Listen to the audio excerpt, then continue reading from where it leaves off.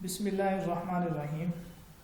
اصول حدیث میں آج ہم حدیث مقبول کی جو اقسام ہیں، صحیح لذاتی ہی، حسن لذاتی ہی، وہ پڑھیں گے۔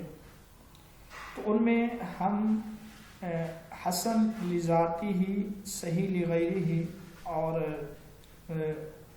اسی طرح حسن لغیری ہی، ان تین کو ذرا توجہ سے پڑھیں گے۔ جو حدیث صحیح لذاتی ہی ہوتی ہے اس کے لیے 5 شرائط ہیں۔ وہ 5 شرائط یہ ہیں: اتصال سند، یعنی سند متصل ہو، درمیان میں کوئی راوی گرا ہوا نہ ہو، انقطاع نہ ہو۔ دوسری جو شرط ہے وہ ہے عدالت روات، کہ اس کے راوی جو ہیں وہ عادل ہوں۔ تیسری جو شرط ہے وہ ضبط روات، یعنی راوی جو ہیں وہ ضبط کرنے میں کامل ہوں۔ ضبط سے مراد اس روایت کو محفوظ کرنے میں، یاد کرنے میں، روایت کو سننے سے لے کر آگے پہنچانے کے وقت تک۔ پھر اس ضبط کی 2 قسمیں ہیں، یا تو اس کو سینے میں محفوظ کر لے یا اس کو لکھ کر کتاب میں، رجسٹر وغیرہ میں محفوظ کر لے۔ چوتھی شرط یہ ہے عدم علت، یعنی اس میں کوئی ایسی علت اور کوئی خفیہ وجہ اور سبب نہ ہو جو حدیث کی صحت کے لیے مانع اور رکاوٹ بنے۔ 5ویں جو شرط ہے وہ ہے عدم شذوذ، کہ اس روایت میں شذوذ نہ ہو، وہ شاذ نہ ہو۔ شاذ کہتے ہیں ثقہ راوی اپنے سے زیادہ ثقہ راوی کی مخالفت کرے۔ لہٰذا جب بھی کسی حدیث میں ان مذکورہ 5 شرائط میں سے کوئی شرط موجود نہ ہو تو وہ حدیث صحیح لذاتی ہی نہیں کہلائے گی۔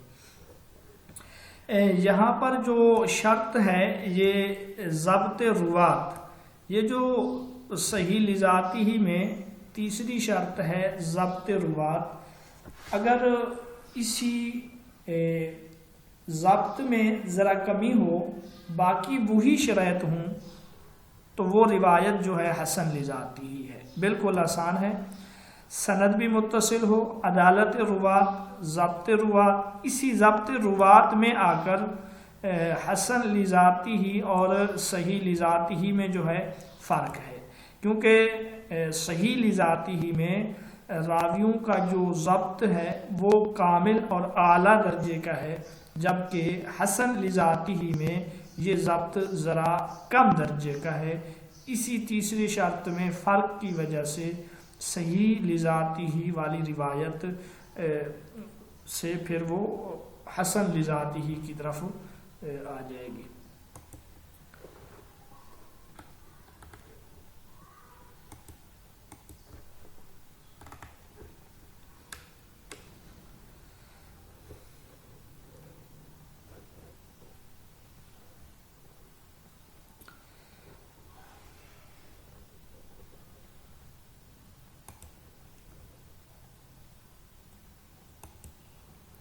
اب ہم حسن لذات ہی کی تعریف پڑھ لیتے ہیں۔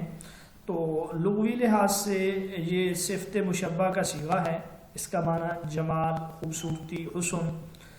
مختلف محدثین نے حسن لذات ہی کی تعریفیں کی ہیں۔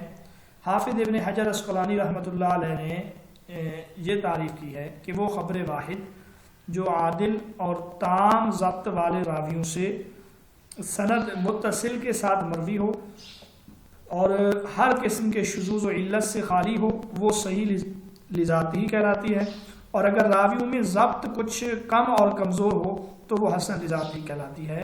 تو یہ وہی بات ہے جو میں اوپر آپ لوگوں کو بتا آیا ہوں کہ اگر راویوں میں ضبط جو ہے وہ کچھ کم ہو تو اس صورت میں وہ روایت جو ہے وہ حسن لذاتی ہی ہوگی، وہ روایت صحیح لذاتی ہی نہیں ہوگی۔ تو یہ 2 چیزیں بالکل آسان ہیں۔ صحیح لغیری ہی کے سمجھنے میں عام طور پہ ہمارے بچوں کو دشواری پیش آتی ہے، یا پھر حسن لغیری ہی کو سمجھنے میں۔ تو اب ہم آگے صحیح لغیری ہی کی طرف جاتے ہیں کہ اس کی کیا تعریف ہے۔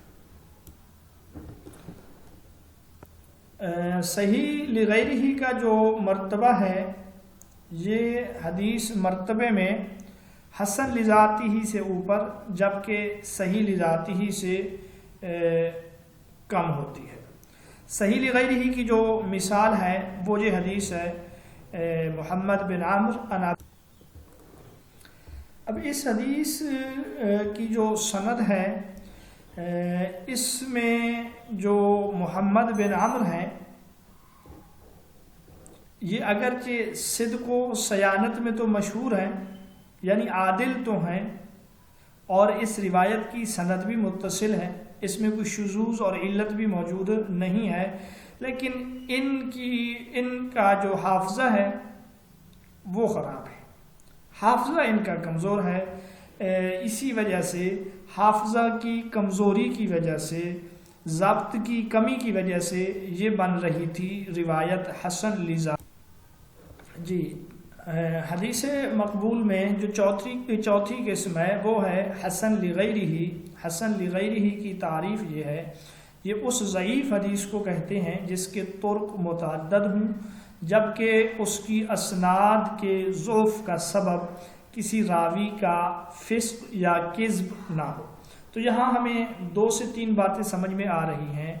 ایک تو یہ کہ حسن لغیرہ ہی جو روایات ہیں وہ اصل کے اعتبار سے جو ہیں ضعیف ہیں، لیکن ان کے طرق اسناد متعدد ہیں جس کی وجہ سے وہ ضعف کے درجے سے نکل کر حسن کے درجے تک آ جاتی ہیں۔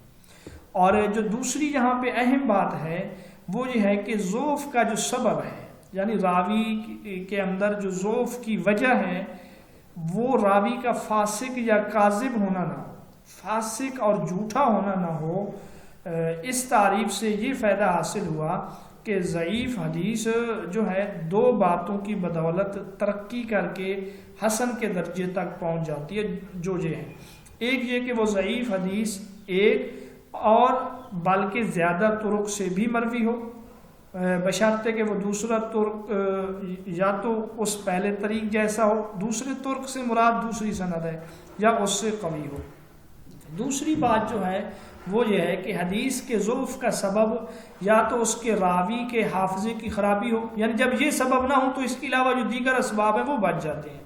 مثلا راوی کا حافظہ خراب ہے، یا سند میں انقطاع ہے، یا کسی راوی کی جہالت یعنی اس کا مجہول ہونا، تو اب جب اس کی سندیں متعدد ہو جاتی ہیں اس وجہ سے وہ روایت حسن کے مقام اور مرتبے تک پہنچ جاتی ہے۔ آپ اس کی حصی میں حسن لغیرہ کا جو مرتبہ ہے یہ حسن لذاتی ہی سے بھی کم ہے۔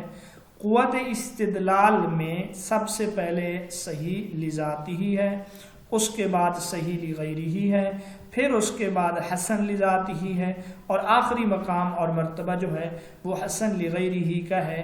تو اگر کسی جگہ پہ حسن لذاتی ہی اور حسن لغیرہ ہی کا معارضہ ہو جائے، یعنی 2 روایات ہوں، ایک حسن لذاتی ہی ہے اور ایک حسن لغیرہ ہی ہے، لیکن ان دونوں کا مفہوم اگر ایک دوسرے کے متعارض ہو، ایک دوسرے کے متضاد ہو، تو محدثین کہتے ہیں حسن لذاتی ہی مقدم ہوگی، حسن لذاتی ہی پر عمل کریں گے، حسن لغیرہ پر عمل نہیں کریں گے۔ باقی حسن لغیرہ کا حکم یہ ہے کہ یہ حدیث بھی مقبول کی اقسام میں سے ہے۔ خبر احاد مقبول کی کل قسمیں جو ہیں وہ 4 ہیں، اور احکام شرعیہ میں یہ قابل استدلال ہے۔ جی حسن لغیرہ کی جو مثال ہے وہ یہ ہے، آپ صلی اللہ علیہ وسلم کے زمانہ میں بنو فزارہ کی ایک خاتون نے 2 جوتوں کے